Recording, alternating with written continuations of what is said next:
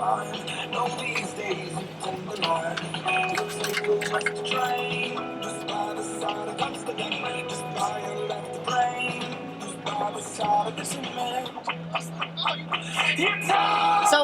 guys coming?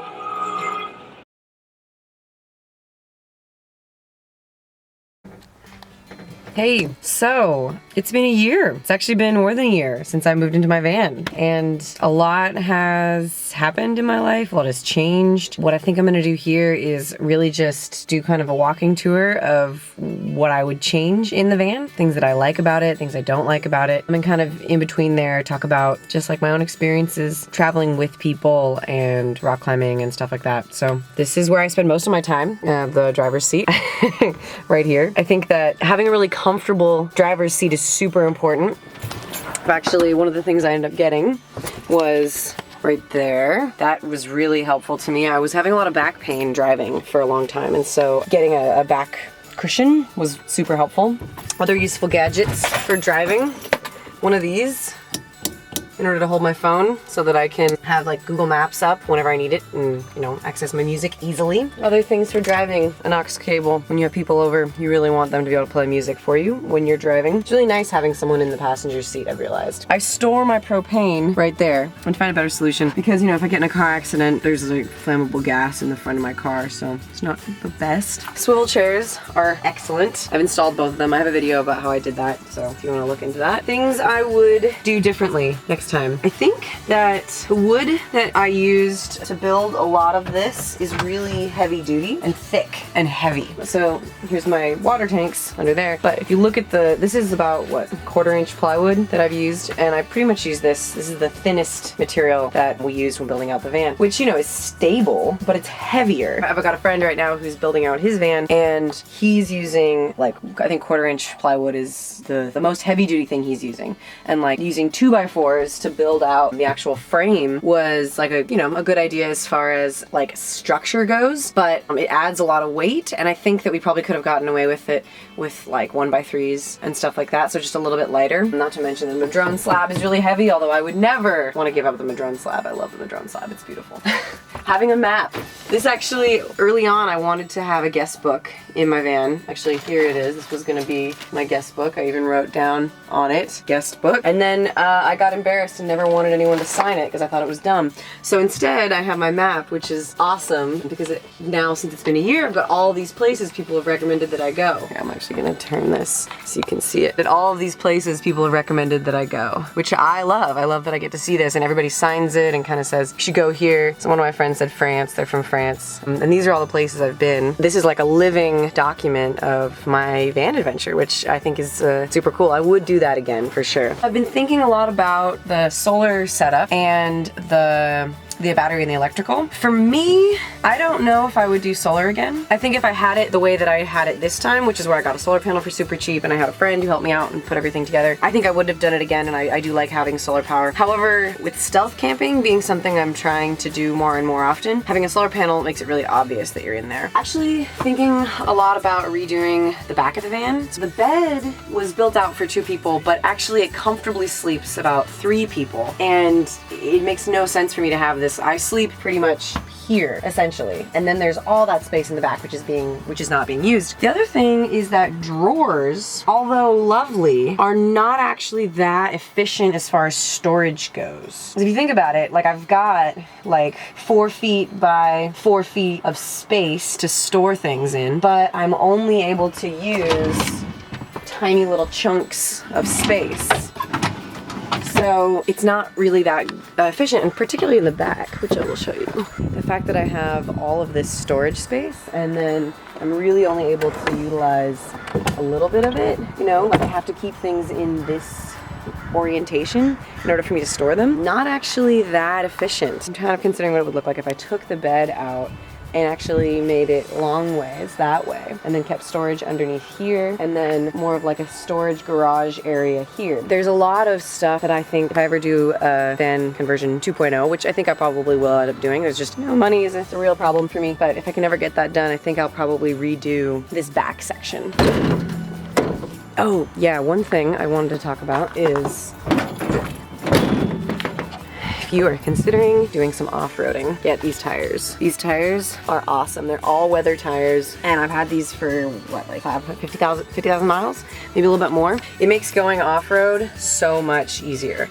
Like, I've taken this thing into some insane places where, like, where I cannot believe I've actually made it out. And so, like, having those all-weather tires, I think, is a huge benefit. I would do that again, for sure. So yeah, that's kind of like all the things that I would change on my van, things that I really like on my van that I've had after a year. Something I would recommend getting is a plastic pea jar. I have a glass pea jar. It's not the best. Wouldn't recommend getting a glass one. It has a leak in it, and it's becoming a problem. So I'm on the hunt for a new pea jar. I would recommend you getting one too, unless you have a bathroom. Things people always ask me about: shower, not an issue. I've never been like, I wish I had a shower. Bathroom, also not an issue. I've never wished that I had a bathroom. Things about living on the road: take space for yourself. You'll find people to hang out with. I think one of the things people are always concerned about is like, I don't want to be alone. And we're not designed to be alone. We're designed to be in community. You know, in my experience, it's easy to find people. You drive up to a climbing area, you drive up to a parking lot, people are interested in the van, they want to say hi, and you just get to chit chat. And at this point, I've got friends all over. I mean, I have people who I'm going to be climbing with in March in Indian Creek, and I have people who in May in Yosemite, and I've got people in Joshua Tree. So for me, I've built a community of people that already exist out there. And I think that that's kind of crucial to living alone on the road, is to create a community of people that you can go visit. I would tell people that are thinking about living on the road in the van that you won't be alone. But the problem I have more often than not is trying to find alone time. So I wouldn't worry too much about that. Other things that people are always asking me: are you afraid? I've had a couple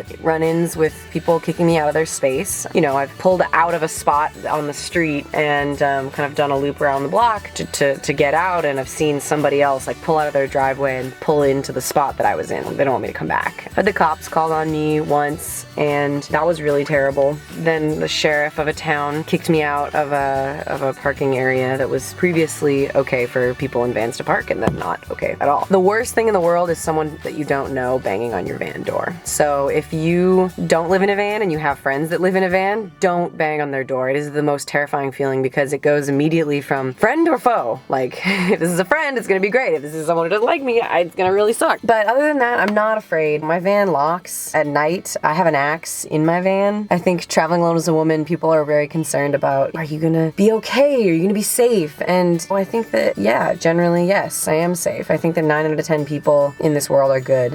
1 out of 10 is not good, which is still a lot of people. But I don't want to say I'm not at risk. I have not felt in danger while being on the road. But, you know, that's just my experience, and I'm sure that other people have felt differently. I think that women are conditioned to feel vulnerable and threatened in environments that are male-dominated, with good reason. I don't think that that's unfounded. And, you know, I've had a few run-ins with creepy guys on the road. This guy tried to grab me by the hair, pull me out of my van, and then wrote me some really fucked up emails. But I was with friends. I was with people who were protecting me. And I think that community is really strong. And I think that when you're living in a van and you find other people living in a van, you guys are kind of communally vulnerable. And there's like a, I'm gonna take care of you if you take care of me attitude that I've experienced. I think that, you know, being alone as a woman is a real thing, and it's something that I consider. But I want to encourage people to travel alone and to not be held back by fear, while also acknowledging that it's a hard